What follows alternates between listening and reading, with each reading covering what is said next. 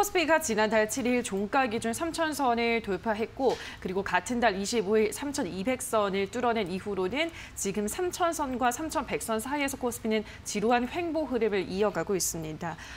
중간에 아무래도 코스피 지수가 오를 때는 업종이 전반적으로 다 올라서 사실 뭐 투자하기 큰 무리가 없는데 요즘 같은 시장에선 진짜 뚜렷한 좀 매력이 있는 업종과 종목을 찾아야 된단 말이죠, 전문가님. 어떤 것들이 좀 있을까요? 일단은 뭐 조정 장세다라고 얘기하지만 이제 기간 조정이라고 보시는 게 맞을 것 같고요. 네. 올랐다 떨어졌다를 이제 거의 3,100선을 기준으로 해서 좀 올랐다가 또 빠졌다가를 반복하고 있는 상황인데 오늘은 다행히 이제 좀 그 윗선으로 해서 3,150 정도로 찍고 뭐 좀 있는 상황인데 지금 뭐 3,200이 또 여전히 좀 부담스러운 자리인 것도 뭐 어쩔 수 없는 상황일 것 같습니다. 일단은 뭐 단기 조정, 단기 상승 예전에도 말씀드린 것처럼 한 10주간 꾸준히 상승했던 1월 초까지 상승했던 그런 강력한 힘은 지금 이제 조금은 좀 수그러든 모습이고 뭐 다수간의 이제 기간 조정은 좀 필요하다라고 전문가들이 좀 예측하고 있고요. 이게 이제 한 번 더 레벨업 되기 위해서는 기업들의 실적 전망이 이제 12개월 포워드 전망 자체가 조금 더 올라와야 된다라는 얘기가 좀 나오고 있는 상황이다라고 보시면 될 것 같습니다. 근데 결국에는 지금 기대감 위주로 상승했던 주가는 항상 좀 먼저 움직이기 때문에 먼저 급하게 상승했던 부분들이 조금 기다리는 국면으로 좀 진입했다라고 보시는 게 맞을 것 같은데 실적을 좀 확인하는 시장이 좀 나오지 않겠나라고 보고 있습니다. 그래서 뭐 지금 4분기 실적들이 어느 정도 이제 다 발표가 되고 작년 실적이 다 끝났기 때문에 뭐 이제 마무리되는 국면이고 오히려 지금은 이제 뭐 향후의 실적이 어떻게 될 것이냐 이제 수출입 동향이라 오늘도 굉장히 잘 나왔는데 이런 것들을 봤을 때 뭐 1분기 실적, 2분기 실적이 어떻게 나올 것인지 뭐 이런 것들에 대해서 좀 뭐 예측하는 수치가 좀 올라간다라고 하면 주가는 다시 한번 뭐 박스권을 뚫고 나가는 그런 힘을 좀 갖지 않겠나 싶습니다. 여전히 근데 이제 향후의 실적이라든지 모멘텀이 살아있는 쪽은 그럼 과연 어디냐라는 부분이 가장 중요할 텐데 일단 뭐 누구나 공통적으로 얘기하고 있는 부분이 뭐 반도체라든지 특히 이제 뭐 화학이라든지 그 외에 이제 자동차, 2차 전지를 다 주목하고 계실 텐데 관련 안 된 종목군에서 뭐 사실은 대형주들이 주로 많이 포함되어 있고 그 외에 이제 뭐 인터넷 플랫폼 기업들도 실적이 계속 올라오고 있기 때문에 관련 기업들에 대한 이런 것들을 좀 계속 좀 면밀히 좀 지켜보실 필요가 있는데 지금은 오히려 뭐 주가가 좀 횡보하거나 좀 지지부진한 상황이지만 여전히 상승 여력은 더 있다라고 좀 개인적으로 보고 있고요. 관련해서 대표적인 종목인 삼성전자라든지 현대차, LG화학 같은 경우는 꾸준히 지금 뭐 빠질 때마다 오히려 좀 담아야 되는 상황이 아닌가 싶고요. 삼성전자 같은 경우는 96,000원을 찍고 내려와서 지금 쉬고 있는 상황이기 때문에 뭐 최근에 이제 뭐 비메모리 관련된 뭐 파운드리 관련된 수율이 조금 안 나왔던 부분들이 좀 해소되는 국면에 들어선다라고 하면 오히려 지금 삼성전자는 좀 더 아직도 저평가가 되고 있지 않나라고 생각을 하고 있습니다. 그래서 오히려 지금 전 세계적으로 지금 주목하고 있는 시장이 반도체라고 봤을 때는 삼성전자나 SK하이닉스는 뭐 일부 포트에 좀 담아 가시는 게 맞지 않겠나 싶습니다. 네, 알겠습니다.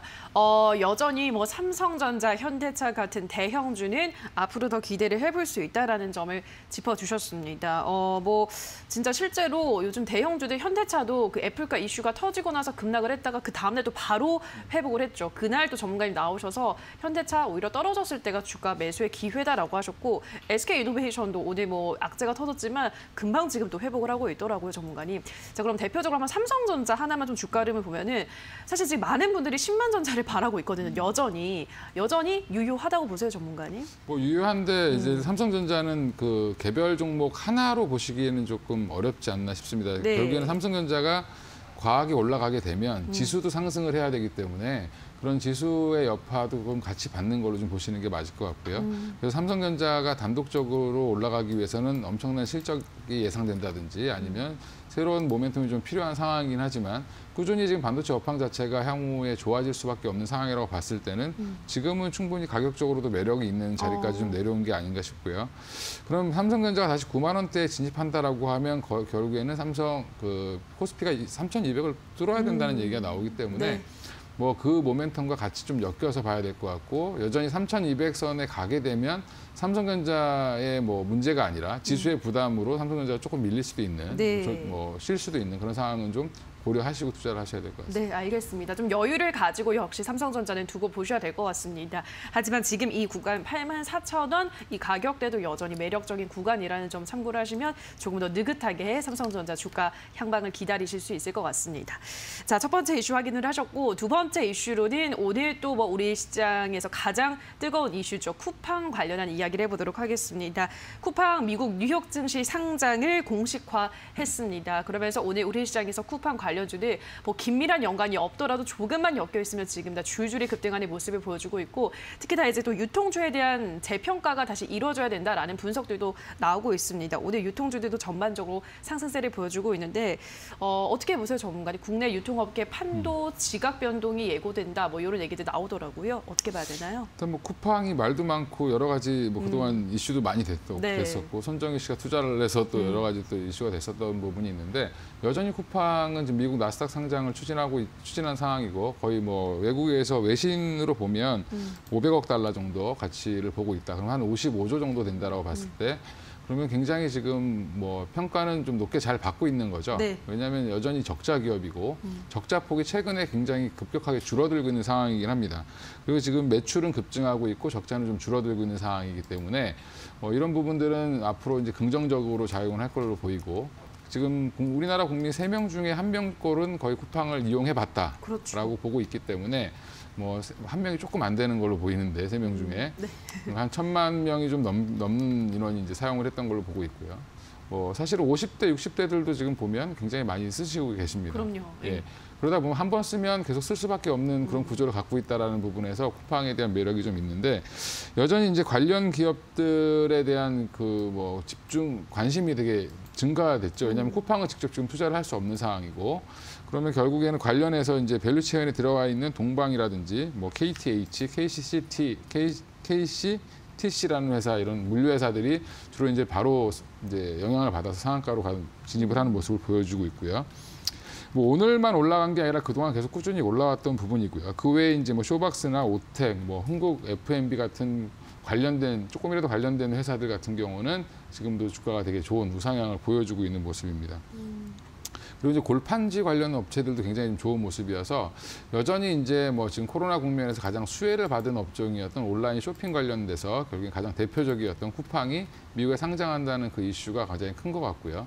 관련해서 지금 우리나라 국내 이제 유통주들이라든지 특히 이제 뭐 그 플랫폼을 갖고 있는 쇼핑 플랫폼을 갖고 있는 네이버나 카카오에 대한 주목도 더 재평가해야 된다라는 그런 얘기들이 좀 나오고 있어서 오늘 뭐 카카오와 네이버도 주가가 굉장히 견조하게 오르는 모습을 또 보여주고 있습니다. 신고가를 좀 내고 있는 모습인데 일단은 관련주들은 대부분 좀 급등을 해서 지금 그럼 투자를 해야 되냐 말아야 되냐 대부분 이제 궁금해하실 것 같아요. 그래서 저는 개인적으로 이제 동방이나 뭐 KCTC라든지 뭐 KTH라든지 이런 종목들 이미 상한가 가 있는 종목들을 지금 따라가는 전략은 좀 아닌 것 같고요. 뭐 관련 종목들이 조금 흐름을 좀 지켜보실 필요가 있다라고 생각을 하고 있습니다. 급하게 쫓아가시기보다는 좀 지켜보셨다가 좀 시장이 좀 어느 정도 안정이 될 때 이런 것들이 좀 눌릴 때 그때 다시 한번 고려를 해보시는 게 맞을 것 같고요. 오히려 이제 네이버나 카카오 좀 저평가받았던 유통주들에 대한 뭐 관심을 좀 더 가지시는 게 맞을 것 같습니다. 뭐 카카오나 네이버가 여전히 뭐 고가지만 뭐 향후에 지금 이제 쿠팡이 적자 기업임에도 불구하고 물론 이제 매출의 기준으로 이제 따지기 때문에 이런 관련 업종들은 뭐 관련해서 지금 시총이 55조로 평가를 받았다라고 하면 네. 카카오가 여전히 40조대에 있고요. 지금 뭐 네이버가 50조, 60조를 조금 넘고 있게 60조 이상이 되고 있는데 네. 그럼 관련하면 오히려 이 회사들이 더 너무 저평가받는 게 아니냐라는 얘기가 또 나올 수도 있고요. 관련해서 조금 더 그런 업사이드가 더 나올 수도 있다는 부분을 좀 염두에 두실 필요가 있을 것 같습니다.